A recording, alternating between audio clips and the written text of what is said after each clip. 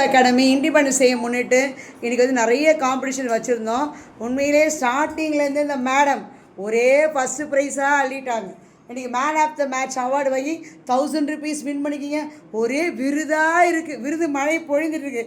So அவங்க அம்மா குழந்தைய பற்றி என்ன சொல்ல போகிறாங்க. ஸோ ட்ரூத் அகாடமி எந்த அளவுக்கு உங்கள் பிள்ளை வளர்த்துட்டு வருது நினைக்கிறீங்க?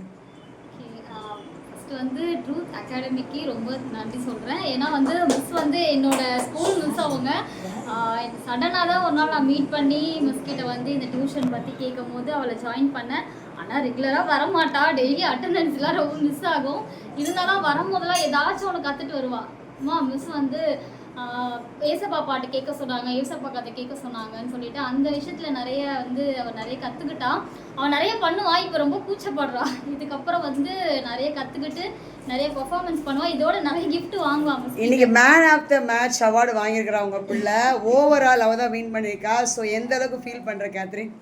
ரொம்ப சந்தோஷமா இருக்கு. ஏன்னா பெரிய ஆளாய் ஒரு விருது வாங்கின ஒரு ஃபீல் இருக்கீங்க. கண்டிப்பா சந்தோஷம். செல்லக்குட்டி நீங்கள் சொல்லுங்கள், எப்படி ஃபீல் பண்ணுறீங்க?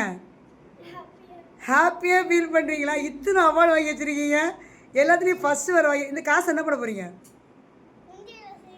உண்டியில் சேர்த்து வச்சுருக்கீங்க. ஃப்ரேம் போட்டு வீட்டில் மாட்டி வைக்க சொல்லியிருக்கிறேன். சரியா?